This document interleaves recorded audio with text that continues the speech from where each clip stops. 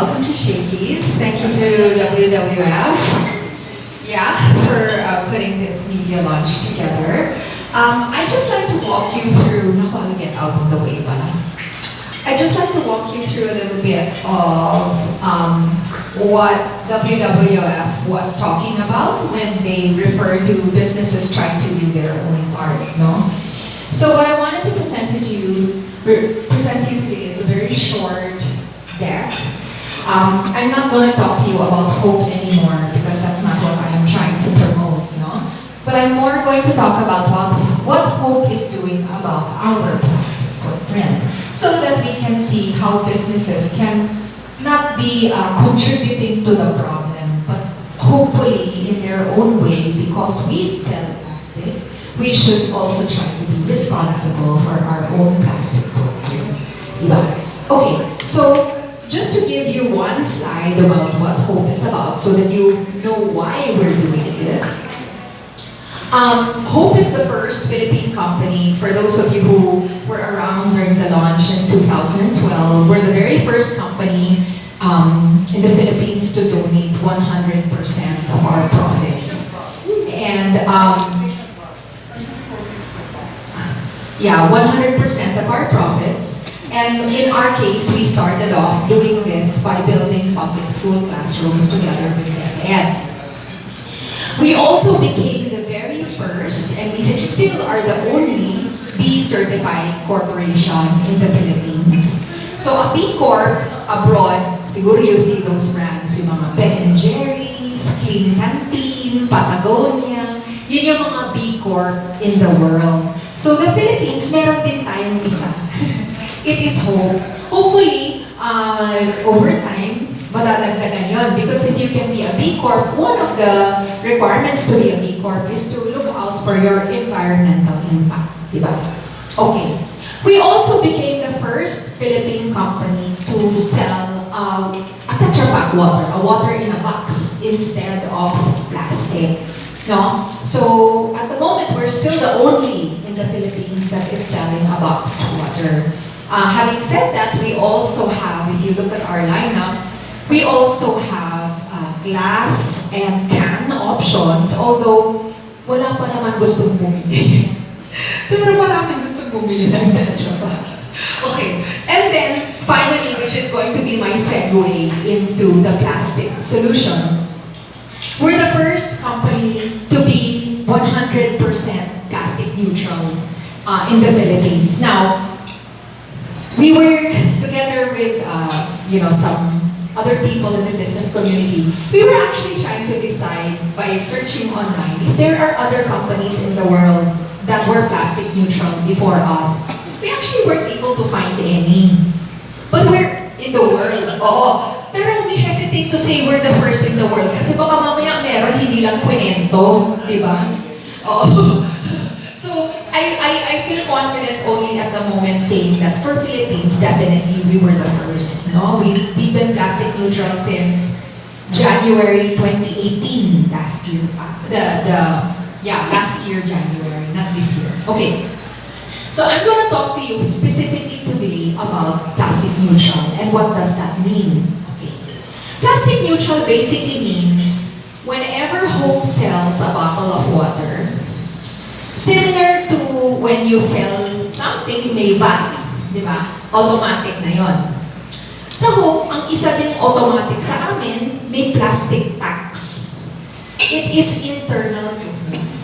We force ourselves to pay a plastic tax. And that plastic tax is computed by how heavy the plastic is. So let's say, for example, I'm going to sell a bottle of water and that comprises of 10 grams of plastic.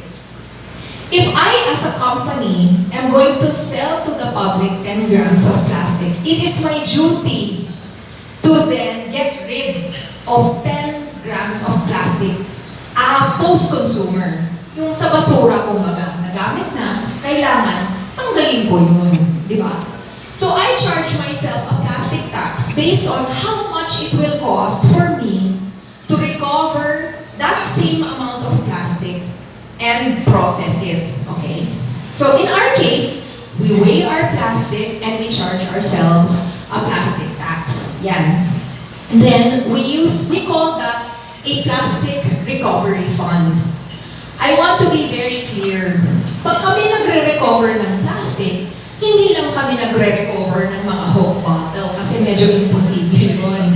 So ang ginagawa namin, kunwari, sa buwan na to, nakabenta kami ng 1 ton worth of plastic bottles. That means as a company, I am required to collect 1 ton worth of plastic. That can be a Coke bottle, that can be a palmolive shampoo bottle, it can be yung mga sachet, it can be cooking oil bottle. Basta kailangan 1 ton of plastic, kailangan tanggalin ko from the environment because that's what I put in. Kumbaga, yung plastic footprint namin. Once we get that, we work with our partners who are co-processors. At the moment, they are co-processors, and co-processors are selected cement companies. And what they do is they use the plastic as alternative fuel to coal. Okay? Now, nung panahon ko, kasi medyo matanda na ako, when we used to do those mga waste to energy, medyo bad word yun. Kasi the technology before, masama yung mag-burn ng plastic for anything, right? But nowadays, with the newer technology, especially those companies na who have to comply with the Philippine environmental standards, merong mga company that they're able to co-process in their plants, kumbaga kulog, sarado, na we are not worried about the emissions for as long as they are compliant. So what they are doing is, once they process the plastic, it is no longer a footprint in our earth. Kumbaga, di ba, hindi yung re-recycle gawing upuan or re-recycle gawing something. As in, nawala na siya. Because when you really think about it, plastics is petroleum. Di ba? So there is an energy recovery when you use it in that way. Ngayon, I just want to be very clear. Hindi lahat ng mga processors is we are endorsing their practices. In the case of Hope, we very carefully vet kung sino sa kanila yung pumapasa. Diba? And Hope pays to get that plastic and brings it to them, or in their case, in the one we're using right now, sila mismo yung nag-handle ng collection and transport, and then they process it. So this is how we do plastic neutral. Now, if you look at our plastic tax, this is how, example, this is not real values, ha? I'm just doing it for simple. So if it costs 5,000 pesos per ton to recover plastic, and it's 5 pesos per, 5 centavos, not per gram, 0.05, and you have 10 grams, so parang 5 cent, for every 5 bottle that I sell, nagtatabi ako ng 5 centavos pang recover. Ngayon, if I'm willing to do business, I should be willing to spend 5 centavos to make sure I'm not killing the planet. Diba? Parang ganun yung iniisip namin. Okay, sige. This is our plastic meter to date. This is the number of tons that we have sold into the market. These are our offsets. Sometimes we use our plastic to make eco bricks to build classrooms, or either classrooms or other projects. We also co-process it through cement processors. And today, as we guarantee to our customers, our plastic footprint is 0. So if you notice, a good example is Shakey's. Shakey's uses Hope water. Although nakapangalan Shakey's, actually sa amin yun. But even if they're selling that, part of our contract with them is yung bayad nila sa amin, kailangan i-offset namin yung 100% ng plastic footprint nila. So, that's how the plastic meter works. If any of you go on our website anytime, this is always being updated so that the public can see that this is what we're doing. Yeah. Okay. Now, we also just started a Tetra Neutral campaign because we sell Tetra Pak water. And I do not want to lie that Tetra Pak not only has plastic in it, but it's also very difficult to recycle, di ba? So, parang walang konsensya, we do the same thing with Tetra Pak, but we do not just recycle. In our case, our Tetra Pak has about 44% plastic. Hindi lang namin re-recycle yung 44% na plastic kasi kung gagawin namin yun, hihimay-himayin pa namin yun. So, ginagawa namin, we actually recycle the entire plastic. So, this is our Tetra Neutral program. It's very, very new. We just met with Tetra Pak about it to execute this. We're hoping that other Tetra Pak users will also pay to get rid of their Tetra Paks. It works very similarly to the plastic neutrality, and this is a sample computation. It's also very similar to, this is wrong, it should be 0.5. Yeah. So, centavos. But sometimes it looks like half. Okay. So it works very similar to plastic tax computation. And then our footprint right now is this. So because we only started selling Tetra Pak in December of 2018, although we were offering it since I think 2016 pa, di ba? So buyers only started to buy in 2018. This is our footprint right now. We've sold 8 tons. We're recovering 8 tons, and so we have a 0 footprint. Okay. Now, because when we started the plastic neutral, a lot of big companies like Shakey's and others, I won't mention here, were super interested. How can a small company like you kaya nyo mag-plastic neutral? So they contacted us and asked us hope to help them become plastic neutral also. So as a result, we actually put up a separate company under the Hope umbrella. And we call this the Plastic Credit Exchange. This is a global platform but it's a Philippine solution, so that anybody in the world, any company in the world who wants to also be plastic neutral, we can also help them. And the way we do it is, medyo complicated. Pero ito kami, no? The Plastic Credit Exchange.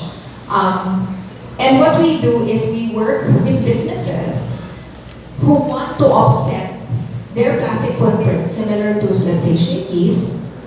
And then we coordinate with consolidators of plastic.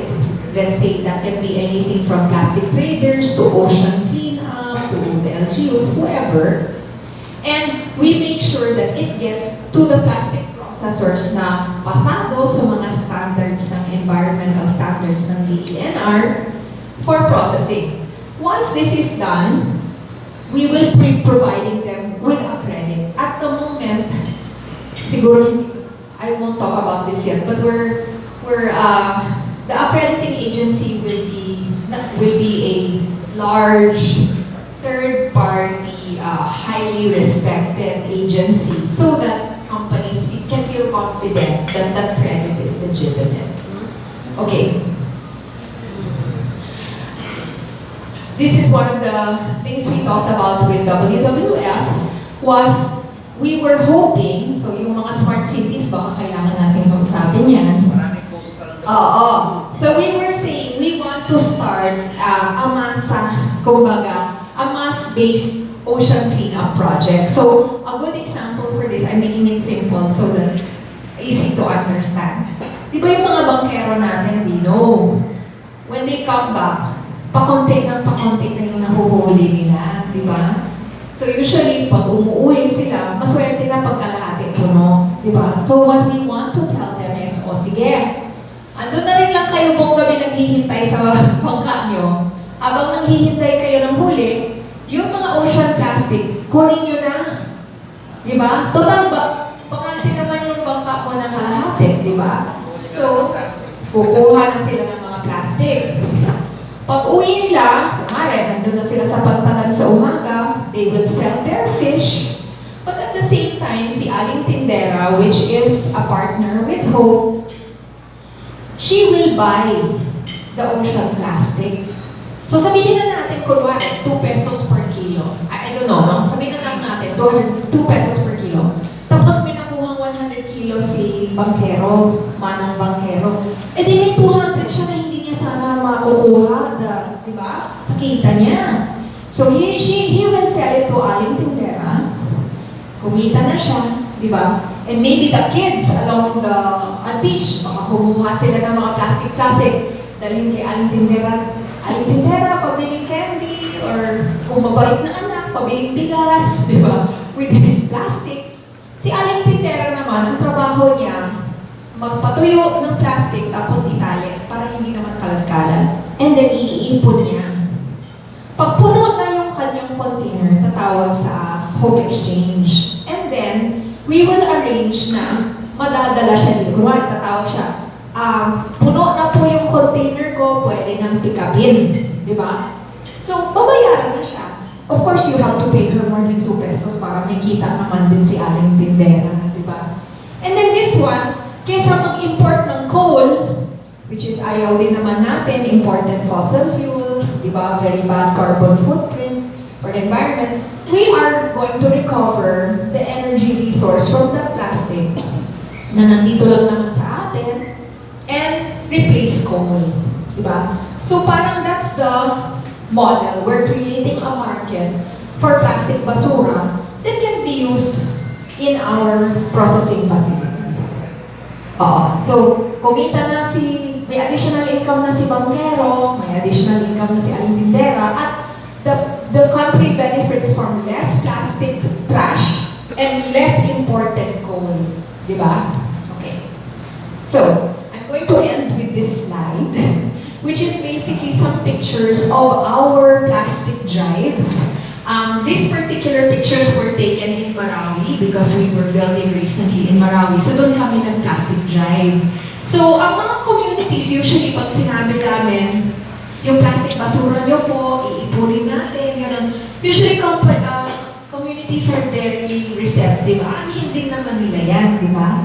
So, usually, we have very successful plastic cleanup drives. So, we're just hoping na mas-scale natin yan to bigger areas, more areas, so that we can collect as much plastic basura as possible.